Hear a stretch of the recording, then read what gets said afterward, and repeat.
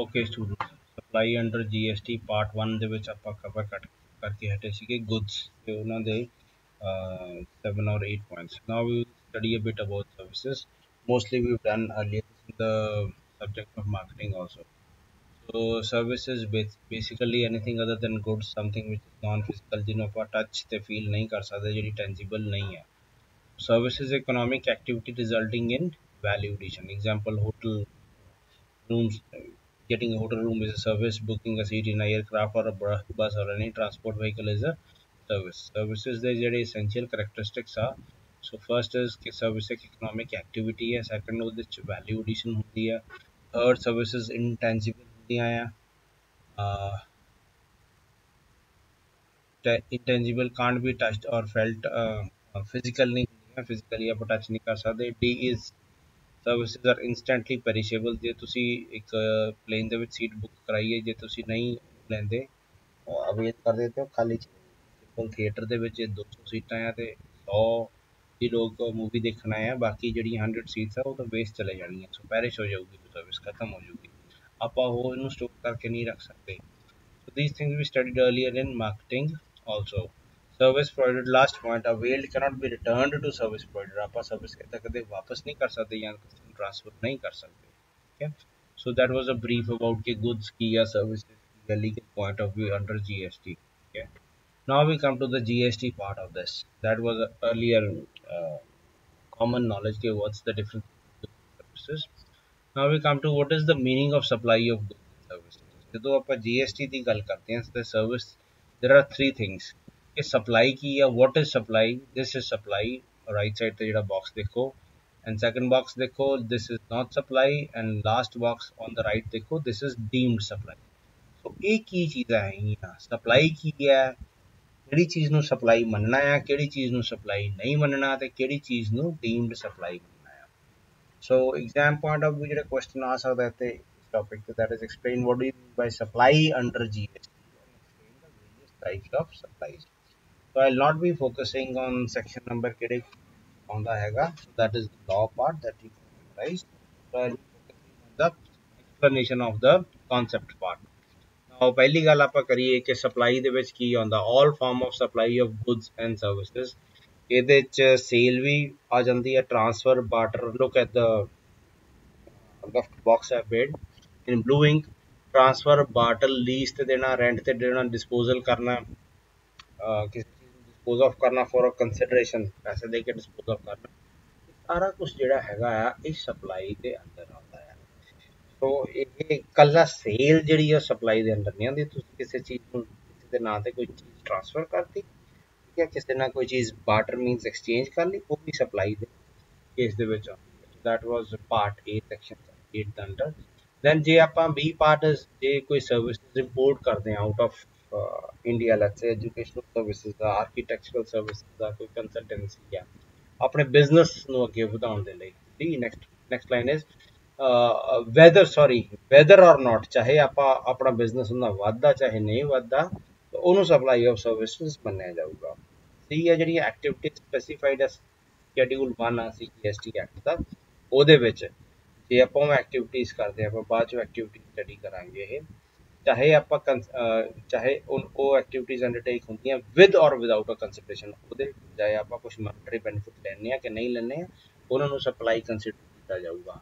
and D part is the activities to be treated as supply or goods of services as referred to in schedule 2. schedule 2 ਦੇ ਵਿੱਚ ਜਿੰਨੀਆਂ ਵੀ activities mentioned ਹੈਗੀਆਂ ਉਹ supply ਦੇ under ਆਉਂਦੀਆਂ। Second part ਇਹਦਾ ਇਹ ਹੈ section 7 the, notwithstanding anything contained in subsection 1, ਉੱਪਰ ਜੋ ਲਿਖਿਆ ਹੋਇਆ ਹੈ ਨਾ ਉਸਦੇ ਬਾਵਜੂਦ, ਠੀਕ ਹੈ ਨਾ, ਐਕਟੀਵਿਟੀ ਸਪਲਾਈ। ਨਾਓ ਦਿਸ ਸੈਕੰਡ ਜਿਹੜਾ ਪੁਆਇੰਟ ਆ ਇਹ ਰੈਫਰ ਕਰਦਾ ਹੈ ਕਿ ਸਪਲਾਈ ਨਹੀਂ ਹੈ, what is not, I've put a red circle over there, second, ਠੀਕ ਹੈ ਨਾ, ਜਿਹੜੀਆਂ ਚੀਜ਼ਾਂ ਸਪਲਾਈ ਦੇ ਅੰਡਰ ਨਹੀਂ ਆਉਣਗੀਆਂ।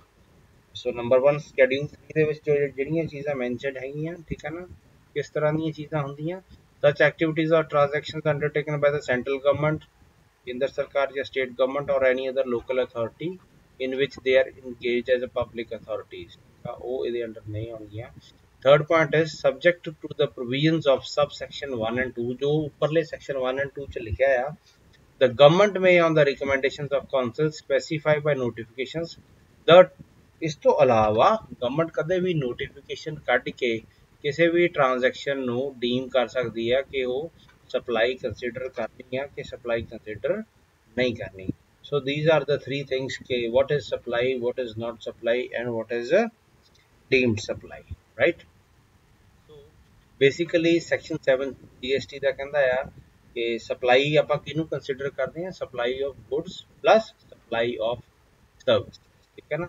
So एक छोटा सा पार्ट सीखा एक ओवर हो गया that there are three types of supply under section 7 they under on the GST. So these were the three main points, right? Now we come to essential characteristics of supply. अगला ਜਿਹੜਾ major topic हैगा और important one और next कुछ pages ਦੇ ਵਿੱਚ ਆਪਾਂ ਇਹ basically ਜਿਹੜਾ chart ਆ this is very important over here ਇਹਨੂੰ ਆਪਾਂ basically blow up ਕਰਾਂਗੇ, ਠੀਕ ਹੈ ਨਾ. So you look at the top characteristics of supply, supply goods या services ਜਾਂ both ਦੀ ਹੋ ਸਕਦੀ ਹੈ, ਠੀਕ ਹੈ ਨਾ. third layer ਦੇ ਵਿੱਚ ਦੇਖੋ ਹੁਣ ਇਹਦੇ ਚ ਅੱਗੇ ਕੀ ਹੋ ਸਕਦਾ, ਦੋ ਚੀਜ਼ਾਂ ਹੋ ਸਕਦੀਆਂ. characteristics ਕੀ ਆ supply, ਕੋਈ ਵੀ supply ਆ. now here where my highlighter is consideration ਹੋਣੀ ਬਹੁਤ ਜ਼ਰੂਰੀ ਹੈ ਤਾਂ ਉਹ supply ਮੰਨੀ ਜਾਊਗੀ. it should be for the furtherance of business but some exceptions are also there, ठीक है. and next बट शुड भी ये दोनों चीज़ा होनी चाहिए जरूरी. एंड मस्ट भी ये तीन चीज़ा बहुत जरूरी है. मस्ट भी जित लिखे आया it should be a taxable supply. Supply उस सप्लाई आप मनांगे जीएसटी के अंदर जी चीज़ से टैक्स लगता, जी चीज़ से टैक्स नहीं लगता फॉर एग्जाम्पल खेती बाड़ी वाली चीज़ा वो नॉन टैक्सेबल होंगे सप्लाई नहीं मनांगे ना वो सप्लाई मनी जाऊगी ना तो टैक्स लगेगा. एनो टैक्सेबल टैरिटरी होनी चाहिए है ये बारे आप पहला पढ़े आया what is a taxable territory. It should be made by a taxable person. So we law define करता who is a taxable person, who is a non-taxable person. Barla in India जाके let's say किसी foreign country का embassy को होता है supply consider होगी कि नहीं consider. That is the question over here. Now, now we come to the detail. ये detail चाहिए. So the third layer is supply of goods and services both, ठीक है ना. Third box ਉਹਦੀ ਫਰਦਰ ਡਿਟੇਲ ਹੈ.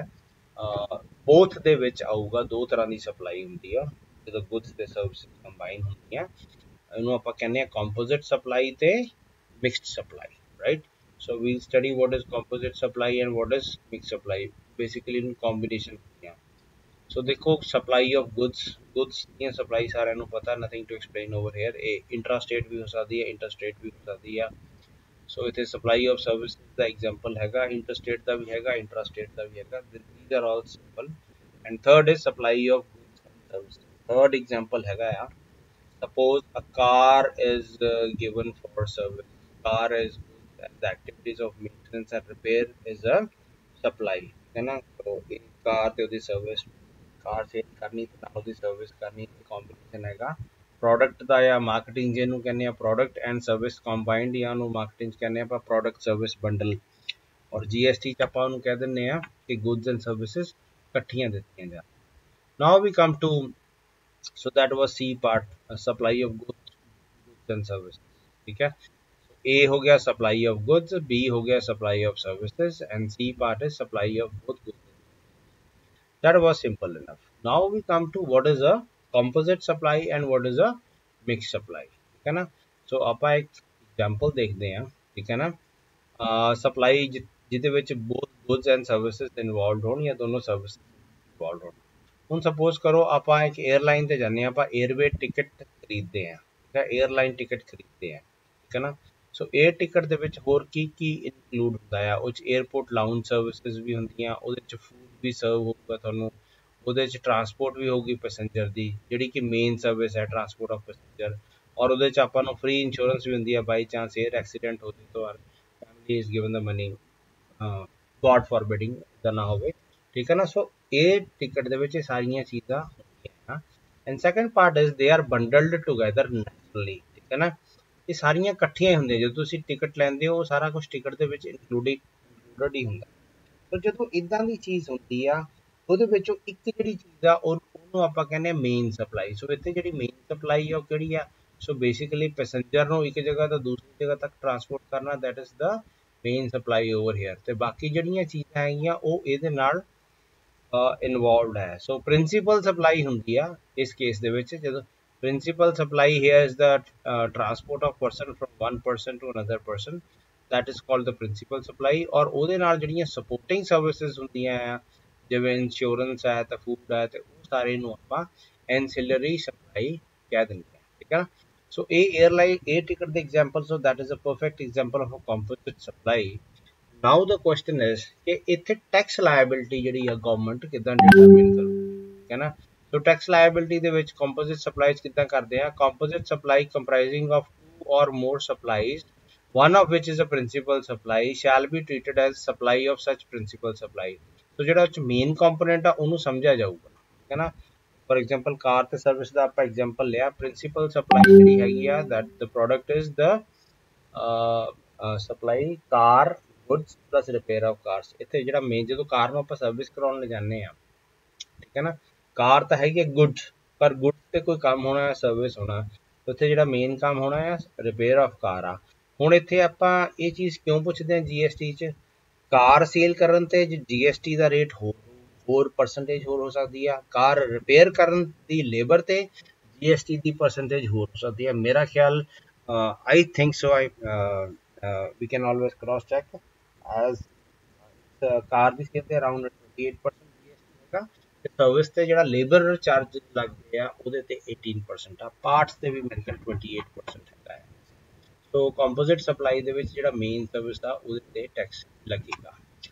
ਹੋਰ ਐਗਜ਼ਾਮਪਲ ਆਪਾਂ ਪੜ੍ਹਦੇ ਹਾਂ ਕੰਪੋਜ਼ਿਟ ਸਪਲਾਈ ਦੇ ਕੀ ਆ। ਜੋਏ ਮੈਨੂਫੈਕਚਰਰਸ ਲਿਮਟਿਡ ਇੱਕ ਫਰਮ ਆ, ਉਹਨਾਂ ਨੇ ਇੱਕ ਹੋਰ ਫਰਮ ਮਨੀਸ਼ ਲਿਮਟਿਡ ਦੇ ਨਾਲ ਕੰਟਰੈਕਟ ਕਰ ਲਿਆ for supply of readymade T-shirts packed in designer boxes, ਠੀਕ ਹੈ ਨਾ। ਸੋ ਰੈਡੀਮੇਡ ਸ਼ਰਟਸ ਪੈਕਡ ਕਰਨੀਆਂ, ਮਨੀਸ਼ ਲਿਮਟਿਡ ਉਹਨੂੰ ਪੈਕ ਕਰਕੇ ਦਊਗੀ। ਫਰਦਰ ਜੋਏ manufacturers would also get them insured during the transit। So ਦੋ ਸਰਵਿਸਿਜ਼ ਦਊਗਾ, ਮੇਨ ਸਰਵਿਸ ਕੀ ਆ ਪੈਕਿੰਗ ਕਰਕੇ ਦਊਗਾ Manish, and second is insurance ਵੀ ਕਰਾ ਕੇ ਦਊਗਾ ਇਨ ਕੇਸ ਟਰਾਂਸਪੋਰਟ 'ਚ ਕੋਈ ਡੈਮੇਜ ਹੋਵੇ। ਸੋ ਇਸ ਐਗਜ਼ਾਮਪਲ ਦੇ ਵਿੱਚ supply of goods, packing materials, transport and insurance, Manish ਦੀ ਜਿਹੜੀ ਫਰਮ ਆ ਉਹ ਸਾਰਾ ਕੁਝ ਕਰੂਗੀ, ਸਪਲਾਈ ਕਰੂਗੀ, ਪੈਕਿੰਗ ਕਰੂਗੀ, ਟਰਾਂਸਪੋਰਟ ਕਰੂਗੀ ਤੇ ਉਹਨੂੰ ਇੰਸ਼ੋਰੈਂਸ ਵੀ ਕਰੂਗੀ। ਸੋ ਇਹਨੂੰ ਆਪਾਂ ਕੰਪੋਜ਼ਿਟ ਸਪਲਾਈ ਮੰਨਾਂਗੇ। ਫਿਰ ਜਿਹੜੀਆਂ ਸਪਲਾਈ ਆਫ ਗੁੱਡਸ ਹੈਗੀਆਂ ਜੋਏ ਮੈਨੂਫੈਕਚਰਰਸ ਕਰੂਗਾ ਕਿਸੇ ਨੂੰ ਵੀ, that is a principal supply। second example is ਜਦੋਂ ਕੋਈ ਕੰਜ਼ਿਊਮਰ ਜਿਹੜਾ ਹੈਗਾ ਟੈਲੀਵਿਜ਼ਨ ਸੈੱਟ ਲੈਂਦਾ ਆ, ਉਹਨੂੰ ਵਾਰੰਟੀ ਵੀ ਮਿਲਦੀ ਹੈ ਤੇ ਮੇਨਟੇਨੈਂਸ ਕੰਟਰੈਕਟ ਵੀ ਮਿਲਦਾ। ਟੀਵੀ ਹੋ ਗਿਆ, ਵਾਸ਼ਿੰਗ ਮਸ਼ੀਨ ਹੋ ਗਿਆ, AC ਹੋ ਗਿਆ, ਇਦਾਂ ਦੀਆਂ ਚੀਜ਼ਾਂ ਨੂੰ ਆਪਾਂ ਕੰਜ਼ਿਊਮਰ ਡਿਊਰੇਬਲਸ ਕਹਿੰਦੇ ਆ, ਠੀਕ ਹੈ ਨਾ। ਸੋ ਇਹ ਸਾਰੇ ਐਗਜ਼ਾਮਪਲਸ ਦੇ ਵਿੱਚ ਸਪਲਾਈ ਆਫ ਟੀਵੀ ਜਾਂ ਕੋਈ ਹੋਰ consumer durable product, that is the general name for these type of goods, is the principal supply, and warranty, maintenance and services are the ancillary services। So composite ਦੇ ਵਿੱਚ ਇੱਕ principal supply ਹੁੰਦੀ ਆ, ਇੱਕ ਐਂਸਿਲਰੀ supply ਹੁੰਦੀ ਹੈ। Third example ਆਪਾਂ cover ਕਰ ਹੀ ਲਿਆ ਸੀ, travel ticket from Mumbai to air ticket ਦਾ ਐਗਜ਼ਾਮਪਲ ਹੈਗਾ। So we are done with composite supply. इसकी composite supply. Now we come to what is a mix supply. Section 2 bracket 74 ਚ ਲਿਖਿਆ ਸੀ GST ਐਕਟ ਦੇ ਵਿੱਚ। Look at the example straight away, ਤੋਂ clear ਹੋ ਜਾਊਗਾ। ਕਈ ਵਾਰੀ ਆਪਾਂ ਗਿਫਟ ਪੈਕਿੰਗ ਦੇਖਦੇ ਹਾਂ ਸ਼ਾਪਸ ਦੇ ਵਿੱਚ, ਵੈਡਿੰਗਸ ਵਗੈਰਾ ਤੇ ਜਾਂ ਬਰਥਡੇ ਪਾਰਟੀਜ਼ ਤੇ ਦਿੰਦੇ ਆ, ਇੱਕ ਟੋਕਰੀ ਜੀ ਹੁੰਦੀ ਉਹਦੇ ਚ ਪਾਇਆ ਹੁੰਦਾ, ਬਾਸਕਟ ਚ ਪਾਇਆ ਹੁੰਦਾ, ਕੇਕ ਹੋ ਗਿਆ, ਕੁਝ ਕੋਲਡ ਡਰਿੰਕਸ ਜਾਂ ਫਰੂਟ ਡਰਿੰਕਸ ਵੀ ਹੋ ਗਏ, ਜੂਸ ਹੋ ਗਿਆ, ਚਾਕਲੇਟਸ ਹੋ ਗਏ। ਸੋ ਗਿਫਟ ਪੈਕ, ਕੇਕ ਦਾ ਰੇਟ ਅਲੱਗ ਆ, ਕੋਲਡ ਡਰਿੰਕ ਦਾ ਰੇਟ ਅਲੱਗ ਆ, ਜੂਸ ਦਾ ਰੇਟ ਅਲੱਗ ਆ, ਔਰ ਇਹ ਸਾਰਿਆਂ ਤੇ ਹੋ ਸਕਦਾ GST ਦੀ ਪਰਸੈਂਟੇਜ ਵੀ ਅਲੱਗ ਹੋਵੇ। ਪਰ ਇਹ ਸਾਰੀਆਂ ਚੀਜ਼ਾਂ ਨੂੰ ਜਦੋਂ ਇਕੱਠਾ ਕਰਕੇ ਤੁਸੀਂ ਸਪਲਾਈ ਕਰਦੇ ਹੋ, that is this combination is known as mixed supply। ਇਹਦੇ ਵਿੱਚ ਕੋਈ ਪ੍ਰਿੰਸੀਪਲ ਸਪਲਾਈ ਨਹੀਂ ਹੈਗੀ, ਇਹਦੇ ਵਿੱਚ ਕੋਈ ਐਂਸਿਲਰੀ ਸਪਲਾਈ ਨਹੀਂ ਹੈ, ਠੀਕ ਹੈ ਨਾ।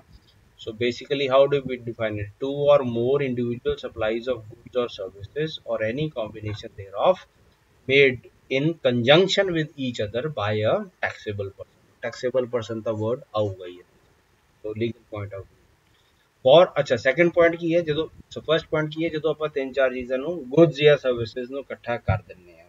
ਸੈਕੰਡ ਪੁਆਇੰਟ ਕੀ ਹੈ, ਜਦੋਂ ਇਹ ਚੀਜ਼ਾਂ ਨੂੰ ਗੁੱਡਸ ਜਾਂ ਸਰਵਿਸਿਜ਼ ਨੂੰ ਇਕੱਠਾ ਕਰਕੇ ਆਪਾਂ ਸਿੰਗਲ ਪ੍ਰਾਈਸ ਕੋਟ ਕਰਦੇ ਆ, ਆਪਾਂ ਬਾਸਕਟ ਦਾ ਹੀ ਪੂਰਾ ਪ੍ਰਾਈਸ ਕੋਟ ਕਰਦੇ ਆ, ਉਹਦੇ ਵਿੱਚ ਕੇਕ ਵੀ ਆ, ਜੂਸ ਵੀ ਆ, ਡਰਿੰਕਸ ਵੀ ਆ, ਚਾਕਲੇਟ ਵੀ ਆ।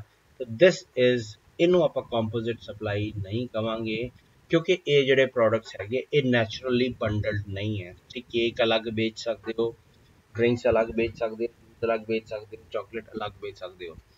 ਪਰ ਜਿਹੜਾ ਉੱਪਰ ਵਾਲਾ ਐਗਜ਼ਾਮਪਲ ਕੀਤਾ ਸੀ, 에ਅਰਲਾਈਨ ਵਾਲਾ, 에ਅਰ ਟਿਕਟ ਵਾਲਾ ਐਗਜ਼ਾਮਪਲ ਕੀਤਾ, ਟੀਵੀ ਦੇ ਨਾਲ ਟੀਵੀ ਦੀ ਸਰਵਿਸ ਵੀ ਵਿਕਦੀ ਆ। ਟੀਵੀ ਅਲੱਗ ਤੇ ਟੀਵੀ ਦੀ ਸਰਵਿਸ ਅਲੱਗ ਤਾਂ ਨਹੀਂ ਨਾ ਵਿਕ ਸਕਦੀ। that is why this is called a mixed supply, है ना। so ਹੁਣ question ਇਹ ਹੈ how to determine if a particular supply is a mixed supply, है ना। so the first requisite rule is to rule out that the supply is a composite supply। so ਪਹਿਲੇ ਉਹਨੂੰ check ਕਰੋ ਕਿ ਤੇ composite supply ਤਾਂ ਨਹੀਂ ਹੈ। ਸਪਲਾਈ ਇੱਕ ਮਿਕਸ ਸਪਲਾਈ ਤਾਂ ਹੀ ਹੋ ਸਕਦੀ ਹੈ ਜੇ ਉਹ ਕੰਪੋਜ਼ਿਟ ਸਪਲਾਈ ਨਹੀਂ ਹੈ। ਕੰਪੋਜ਼ਿਟ ਸਪਲਾਈ ਉਹੀ ਹੁੰਦੀ ਹੈ ਜਿਹਨੂੰ ਆਪਾਂ ਬ੍ਰੇਕ ਡਾਊਨ ਪਾਰਟਸ ਦੇ ਵਿੱਚ ਨਹੀਂ ਕਰ ਸਕਦੇ, ਜਾਂ ਜਿਹਦੇ ਵਿੱਚ ਇੱਕ ਪਾਰਟ ਦੂਸਰੇ ਪਾਰਟ ਤੇ ਡਿਪੈਂਡੈਂਟ ਨਹੀਂ ਹੋ ਸਕਦਾ। Now coming to the GST question, ultimately ਆਪਾਂ ਕੈਲਕੂਲੇਟ ਕੀ ਕਰਨਾ, ਆਪਾਂ ਟੈਕਸ ਲਾਇਬਿਲਿਟੀ ਕੱਢਣੀ ਹੈ ਮਿਕਸ ਸਪਲਾਈਜ਼ ਦੇ ਉੱਤੇ। ਟੈਕਸ ਲਾਇਬਿਲਿਟੀ ਦਾ ਸਿੰਪਲੀ ਮੀਨਸ ਹੈਗਾ ਜਿਹਦੇ 4-5 ਚੀਜ਼ਾਂ ਹੈਗੀਆਂ ਜੇ ਉਹਨਾਂ ਤੇ ਅੱਡ-ਅੱਡ ਪਰਸੈਂਟੇਜ ਹੈਗੀ ਆ ਟੈਕਸ ਦੀ, ਤੇ ਜਦੋਂ ਉਹਨਾਂ ਨੂੰ ਇਕੱਠਾ ਕਰਕੇ ਸਿੰਗਲ ਰੇਟ ਤੇ ਵੇਚਦੇ ਆ ਤਾਂ ਫਿਰ ਕਿੰਨੇ ਪਰਸੈਂਟ ਟੈਕਸ ਲੱਗੂਗਾ, ਠੀਕ ਹੈ ਨਾ। ਸੋ ਉਹਦਾ ਆਨਸਰ ਹੈ mix supply comprising of 2 or more supplies shall be treated as the supply of that particular supply that attracts the highest rate of tax। So suppose ਇਹਨਾਂ ਚੋਂ ਚਾਕਲੇਟਸ ਤੇ ਟੈਕਸ 28% ਆ, ਬਾਕੀ ਚੀਜ਼ਾਂ ਤੇ 18% ਆ। ਜਦੋਂ ਆਪਾਂ ਇਹਨਾਂ ਨੂੰ ਇਕੱਠਾ ਕਰਤਾ ਸਾਰਿਆਂ ਨੂੰ, ਠੀਕ ਹੈ ਨਾ, ਤਾਂ ਸਾਰੇ ਬਰਡਨ ਤੇ ਜਿਹੜਾ ਟੈਕਸ ਹੈਗਾ ਆ ਉਹ 28% ਲੱਗਣਾ। what we are concerned with the in GST। okay, so ਇਹ concept ਆਪਾਂ ਇੱਥੇ ਤੱਕ ਕਰ ਲਿਆ, composite supply ਕਰ ਲਈ, mix ਕਰ ਲਈ। so this is part 2 of the topic supply। now we'll be stopping over here and then starting with the next thing, that is second point ਸੀਗਾ supply the, supply the properties the in the next part। supply must be for consideration। so in the next part we start from here। second characteristic का supply the consideration and what is consideration। consideration आप की consider करते हैं।